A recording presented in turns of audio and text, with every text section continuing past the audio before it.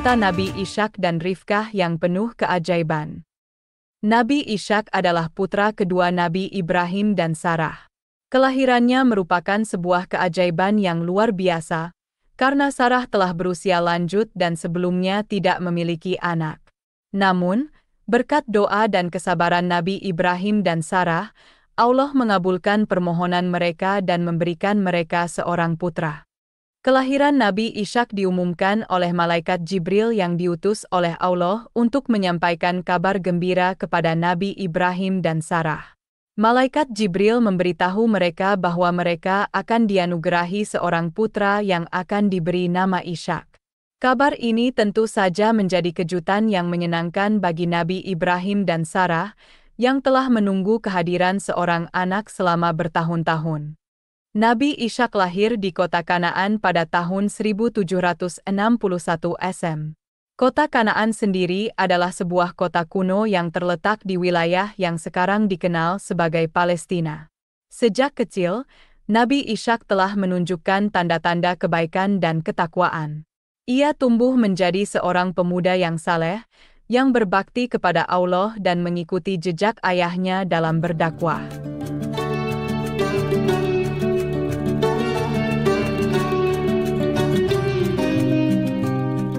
Nabi Ishak adalah putra kedua Nabi Ibrahim dan Sarah. Ia lahir 14 tahun setelah kelahiran Nabi Ismail, menjadikannya adik seayah dari Nabi Ismail. Sejak kecil, Nabi Ishak telah menunjukkan tanda-tanda kebaikan dan ketakwaan. Ia tumbuh menjadi seorang pemuda yang saleh, yang berbakti kepada Allah dan mengikuti jejak ayahnya dalam berdakwah. Nabi Ishak diutus oleh Allah untuk menjadi penerus Nabi Ibrahim dalam berdakwah di Palestina.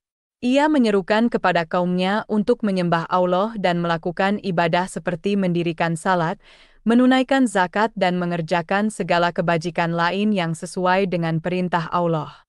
Semasa hidupnya, Nabi Ishak dikenal sebagai pemimpin yang saleh bagi kaum Kanaan. Ia berdakwah dengan cara yang lemah lembut dan pandai memikat hati orang. Selain itu, Nabi Ishak juga dikenal ramah sehingga ajaran Islam dapat disampaikan dengan baik melalui dakwahnya.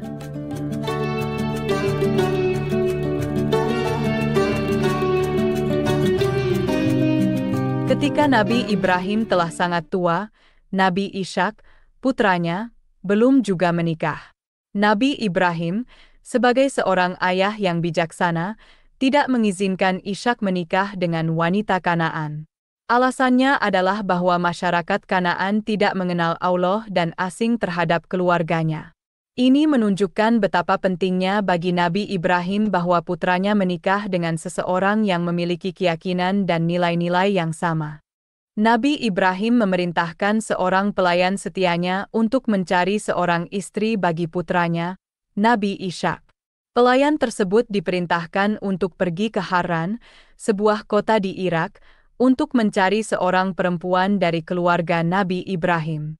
Perempuan yang dimaksud adalah Rifkah atau juga dikenal dengan nama Rebeka, putri Batnail bin Nahur, yang merupakan saudara Nabi Ibrahim. Rifkah dikenal sebagai seorang perempuan yang saleh dan taat kepada Allah. Dia juga dikenal karena kecantikannya dan sifatnya yang lemah lembut. Pelayan Nabi Ibrahim melakukan perjalanan panjang dan melelahkan ke Haran. Setelah tiba di sana, dia bertemu dengan Rifkah di sebuah sumur. Rifkah, yang saat itu sedang mengambil air, menunjukkan kebaikan hatinya dengan menawarkan air kepada pelayan tersebut dan unta-unta yang dia bawa. Pelayan tersebut kemudian menjelaskan maksud kedatangannya dan meminta Rifkah untuk menjadi istri Nabi Ishak. Rifkah menerima lamaran tersebut dan bersedia untuk pergi ke Kanaan, tanah kelahiran Nabi Ishak. Pertemuan ini bukan hanya merupakan awal dari pernikahan Nabi Ishak dan Rifkah, tetapi juga merupakan bagian penting dari rencana Allah dalam melanjutkan keturunan Nabi Ibrahim. Kisah ini mengajarkan kita tentang pentingnya kepercayaan dan tawakal kepada Allah, serta pentingnya kebaikan dan keramahan dalam interaksi kita sehari-hari.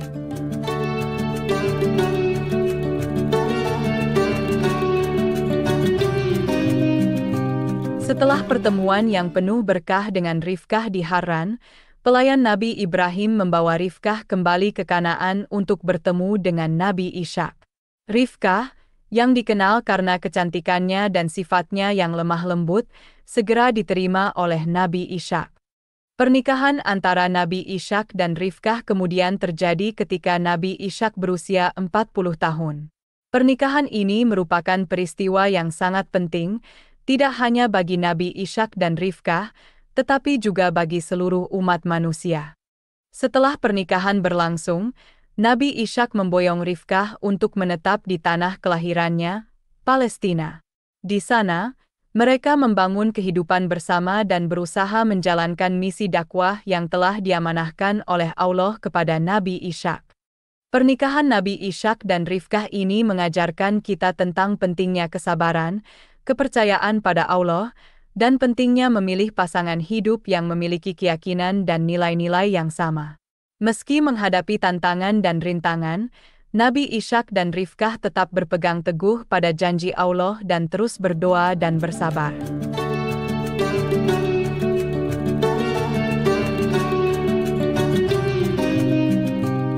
Setelah menikah, Nabi Ishak dan Rifkah mengetahui bahwa Rifkah memiliki kondisi mandul.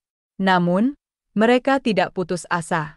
Mereka terus berdoa kepada Allah dengan harapan dan tawakal yang kuat. Rifkah dan Nabi Ishak menunjukkan kesabaran yang luar biasa dalam menghadapi cobaan ini.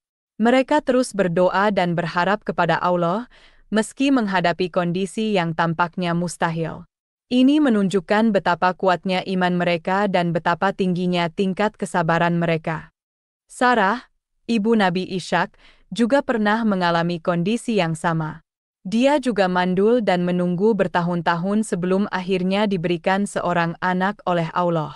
Oleh karena itu, Nabi Ishak dan Rifkah mungkin merasa bahwa mereka dapat mengambil pelajaran dari pengalaman orang tua Nabi Ishak. Meski menghadapi cobaan yang berat, Nabi Ishak dan Rifkah tidak pernah berhenti berdoa dan berharap kepada Allah. Mereka percaya bahwa Allah akan memberikan mereka apa yang mereka minta dalam doa mereka, jika itu adalah yang terbaik bagi mereka.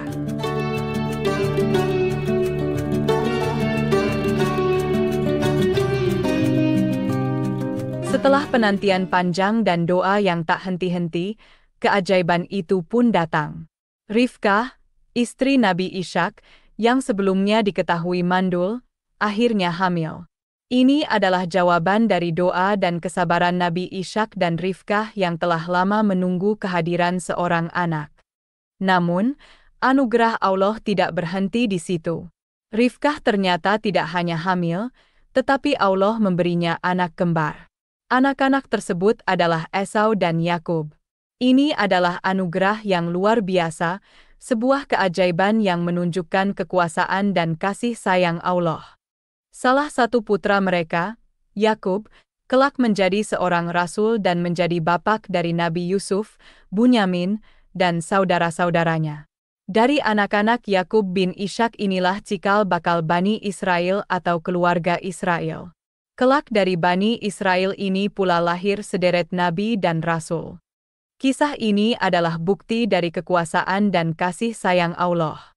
Meski menghadapi tantangan dan rintangan, Nabi Ishak dan Rifkah tetap berpegang teguh pada janji Allah dan terus berdoa dan bersabar.